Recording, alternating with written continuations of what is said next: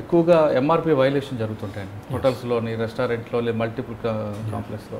దాన్ని ఏ విధంగా మనం ఐడెంటిఫై చేయాలి? ఈ మధ్యకాలం వాటర్ బాటిల్ మీద 20 రూపాయలు ఉంటే అది 40 రూపాయలు చెప్తుంటాడు. చిప్స్ ప్యాకెట్ 10 రూపాయలు ఉంటే అది 50 రూపాయలు చేస్తుంది. ఈ మధ్యకాలంలో మాకు ఆ రకమైన కంప్లైంట్స్ రావడం జరిగింది. మల్టీప్లెక్స్లో కానీ, సింగిల్ స్క్రీన్ థియేటర్లో కానీ ఈ ఎంఆర్పి వయలేషన్స్ మీద మేము చాలా సివియర్ కేసెస్ చేసాం. లాస్ట్ మా కంట్రోల్ గారు అకున్ సబర్వాల్ గారి టైంలో కానీ, అంతకుముందు సియానంద్ గారి టైంలో కానీ, ఈ మధ్యకాలంలో సందీప్ సార్ వచ్చింది. ఈ ఎంఆర్పి వయలేషన్స్కి స్పెషల్గా మేము joint teams, different teams form చేసేసి సిటీలో కానీ, ఒక సండేస్ కానీ, ఒక హాలిడేస్లో కానీ మేము చేయడం జరిగింది. ఎంఆర్పి వయలేషన్స్ అయితే కంట్రోల్ అయితే అయినాయి చాలా మటుకు. సింగిల్ స్క్రీన్ థియేటర్లో అక్కడక్కడ ఎంఆర్పి వయలేషన్ చేస్తున్నారని అడపా మాకు కంప్లైంట్స్ వస్తున్నాయండి. అంటే పబ్లిక్ ఎలాగ ఐడెంటిఫై చేయాలండి? ఎంఆర్పి అక్కడైతే కంపల్సరీగా వాళ్ళు బోర్డు పెట్టాలండి. ఇది నామ్స్ అది. ఏ ఐటమ్ ఉన్నా కానీ డిఫరెంట్ ఐటమ్స్ ఉంటే అది ఎంత వెయిట్ ఉంది, ఎంత క్వాంటిటీ ఉంది, దాని రేట్ ఎంత అనేది పెట్టాలి. ఎంఆర్పి రేట్ ఉంటే ఎంఆర్పి రేటే పెట్టాలా, ఆ రేట్కే ఇవ్వాలా, బిల్లు కూడా అదే రేట్కి ఇవ్వాలా. ఓకే. ఇవి కాకుండా మీకు రెగ్యులర్గా ఎలాంటి కంప్లైంట్స్ వస్తుంటాయి? మల్టీప్లెక్స్లో ఈ మధ్యగా మాకు ఏదో పాప్కార్న్ కానీ, లేకపోతే కూల్ డ్రింక్స్ కానీ, లేకపోతే ఇంకా అదర్ ఫుడ్ ఐటమ్స్ కానీ, వాటి మీద మాకు అంత కంట్రోల్ లేదండి. మేము అయినా కానీ కేసులు రాసాం. వాళ్ళు హైకోర్టుకి వెళ్ళి వాళ్ళు స్టే తీసుకున్నారు, వాళ్ళకే ఫేవరబుల్ ఆర్డర్ ఇచ్చారు. ఇది గవర్నమెంట్ పాలసీ అండి. గవర్నమెంట్ నామ్స్ డిక్రియేట్ చేసి సమ్ ప్రైస్ కంట్రోల్ ఏదైనా పెడితే కానీ వాళ్ళకి ఆ సిస్టమ్ అనేది కంట్రోల్ కాదు. అబ్నార్మల్ రేట్స్ అయితే వేయడం జరిగింది. కార్న్ కానీ, లేకపోతే పాప్కార్న్ కానీ, కూల్ డ్రింక్స్ దీంట్లో ఇస్తారు, మన జార్స్లో ఇస్తారు, లార్జ్, మీడియం, బిగ్ అని చెప్పేసి. అది క్వాంటిటీ మేము మెన్షన్ చేయాలని మెన్షన్ చేస్తున్నారు వాళ్ళు. 200 ml, 400, 600 ml అని. లార్జ్, మీడియం, బిగ్ అనే మాట వాడకూడదు వాళ్ళు. Quantity should be given. ప్రతి కస్టమరు తను ఎంత క్వాంటిటీ తీసుకుంటున్నది తెలవాలా. అది బిల్లో ఉండాలా, లిస్ట్లో ఉండాలా, అవి చూసినే కొనాలి. ఈ ఫౌంటైన్లో నుంచి ఇస్తారు కాబట్టి దాని ప్రైస్ కంట్రోల్ అయితే ఉండదు. అది ఎంఆర్పి అది ఫ్రెష్గా ఫిల్ చేస్తారు. It's not a package item. So we don't have any control on that, either on coffee or on cool drinks. మీరు ఆన్లైన్లో మీరు ఆల్రెడీ మీ కంప్లైంట్స్ అలౌట్ పెట్టారు కదా? ఎస్. ఎక్కువగా ఏ టైప్ ఆఫ్ కంప్లైంట్స్ వస్తుంటాయి? ఎక్కువ హోటల్స్ అండ్ రెస్టారెంట్ మీద వస్తుంటాయండి. ఈ ఎంఆర్పి వయలేషన్ మల్టీప్లెక్స్లో వాటిలో వస్తుంటాయి. సమ్టైమ్స్ అక్కడ కిరాణా షాప్స్లో కానీ, లేకపోతే మార్కెట్ యార్డ్స్లో కానీ వస్తుంటాయి. హోల్సేల్ వాళ్ళు కూడా మోసాలు చేస్తుంటారు ఎక్కువగా, బేగం బజార్ లాంటివి కనిపిస్తుంటాయి. ఎస్. గ్రెయిన్స్ హోల్సేల్లో కూడా అక్కడ కూడా మోసాలు జరుగుతుంటాయి. మేము కంప్లైంట్ చేస్తే డెఫినెట్గా యాక్షన్ తీసుకుంటాం. వీటికన్నా ఎక్కువ విలేజ్లో ఎక్కువ మోసపోవడానికి ఆస్కారం ఉంది. అక్కడ కమిషన్ ఏజెంట్స్ ఉంటారు. కమిషన్ ఏజెంట్స్ దగ్గర నుంచి వాళ్ళు రైతుల దగ్గర నుంచి పర్చేజ్ చేస్తారు. రైతుల దగ్గర తరుగానే తీస్తారు. సపోజ్ వాళ్ళు 100 kgs ఒక బ్యాగ్ వాళ్ళు తెస్తే దాంట్లో 2 kgs 5 kgs తరుగానే తీస్తారు. అక్కడ వెయింగ్ స్కేల్స్ తప్పుగా వాడడం జరుగుతుంది. అవి చేయకూడదు, అవన్నీ తప్పు. ఎంత క్వాంటిటీ ఉన్నా కానీ ఆ క్వాలిటీని బట్టి వాడు రేట్ ఫిక్స్ చేసి తీసుకోవాల్సిందే, కానీ క్వాంటిటీలో మట్టుకు ఎట్టి మోసాలు చేయకూడదు. మాది రూరల్ ఏరియాలో డిపార్ట్మెంట్ సివియర్గా యాక్షన్ తీసుకుంటుంది. సార్, మీరు చెప్తున్న మోసాలు లిస్ట్ ఒకటి చెప్పారు. కూరగాయల దగ్గర నుండి బంగారం వరకు, పెట్రోల్ పంపు నుంచి మల్టీప్లెక్స్ వరకు. మామూలు పబ్లిక్ ఇక్కడ మోసాలు జరిగితే ఇమీడియట్గా ఆన్లైన్లో ఏ నెంబర్కి కాల్ చేయాలి? ఇచ్చిన తర్వాత ఆ కంప్లైంట్ మీరు లాట్ చేసి ఎంతకాలం దాన్ని రిజల్ట్ చూపిస్తారు? మాకు ఆన్లైన్లో మా నంబర్స్ ఉంటాయండి. మా లీగల్ మెట్రాలజీ వెబ్ ఉంటుంది.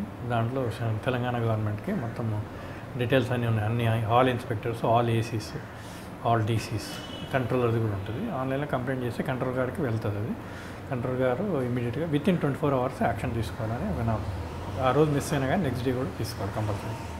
అంటే యాక్షన్ తీసుకుంటే కన్జ్యూమర్కి న్యాయం జరుగుతుంది అంటారు? కన్జ్యూమర్కి అయితే న్యాయం అనేది మేము ఇంటిమేట్ చేస్తాం. కేసు అటెండ్ అయ్యి వాళ్ళ మీద యాక్షన్ తీసుకునేది ఇంటిమేట్ చేస్తాం. వాళ్ళు ఏదైనా కాంపన్సేషన్ డిమాండ్ చేస్తే కాంపన్సేషన్ ఇప్పిస్తాం. సార్ చెప్పండి సార్, ఇంకా ఎక్కువగా మల్టీప్లెక్స్లో కానీ, మాల్స్లో కానీ అక్కడ కూల్ డ్రింక్స్ మీద ఎంఆర్పి డబుల్ రేట్స్ అమ్ముతుంటారని ఒక ఉందండి, అభియోగం ఉంది. ఇప్పుడు ఎంఆర్పి వయలేషన్స్ అనేది ఎలాగా మనం అరికట్టడానికి ప్రయత్నం చేస్తున్నామో వాళ్ళు కొత్త టెక్నిక్ వాడుతూ వచ్చారు. సపోజ్ కిన్లే వాటర్ బాటిల్ ఉంది. కిన్లే వాటర్ బాటిల్ ఏ మ్యానుఫ్యాక్చర్ అయినా కానీ ఒక ప్రోడక్ట్ తీసినప్పుడు ఆ బ్రాండ్ మీద తీసినప్పుడు అది స్టార్ హోటల్లో పెట్టని, స్ట్రీట్ మీద పెట్టని, మల్టీప్లెక్స్లో పెట్టని, వాళ్ళు అదే రేటుకి అమ్మాలి. సపోజ్ 20 రూపీస్కి కిన్లే వాటర్ బాటిల్ ఉంటే 20 రూపీస్కి అమ్మాలి. అది చట్టంలో క్లియర్గా మెన్షన్ చేసి no double rate, only uniform rate should be given by the manufacturer. వీళ్ళు ఏం చేస్తారంటే మ్యానుఫ్యాక్చర్ కొత్త టెక్నిక్ వాడారు. ఇప్పుడు కిన్లే వాటర్ బాటిల్ బదులు 20 రూపీస్ ఉన్నది ఇంకోటి ఏం చేశారంటే ఈ మన కాలంలో షెప్స్ అని ఒక మా ప్రోడక్ట్ ఇవ్వడం జరిగింది. అది 60 రూపీస్కి హోటల్స్ వాళ్ళకి ఎక్స్క్లూజివ్ ఇస్తాడు. హోటల్స్ కానీ మల్టీప్లెక్స్ కానీ లేకపోతే అదర్ ఇన్స్టిట్యూషన్స్లో కానీ. It's unfair trade practice. దానికైతే మా కంట్రోల్ అయితే ఏం లేదు. ఎందుకంటే దాని మీద ఎంఆర్పి ఉంటుంది, దీని మీద ఎంఆర్పి ఉంటుంది. ఇది 20 రూపీస్ డిక్లేర్ చేస్తాడు, అది 60 రూపీస్ డిక్లేర్ చేస్తాం. సో మేము అన్ఫేర్ ట్రేడ్ ప్రాక్టీస్ మీద మేము కేసు బుక్ చేయడం జరిగింది. జరిగితే వాళ్ళు కోర్టు నుంచి వాళ్ళు స్టే తెచ్చుకొని వాళ్ళు నడిపిస్తున్నారు. సో మ్యానుఫ్యాక్చరర్ ఎథిక్స్ అండి ఇది. మరి ఎయిర్పోర్ట్లో కూడా ఇదే విధంగా మోసాలు జరుగుతుంటాయి కదా? ఎయిర్పోర్ట్లో కూడా అంతే, సేమ్ 20 రూపీస్ 60 రూపీస్ అంటే వాడు బ్రాండ్ చేంజ్ చేస్తాడు.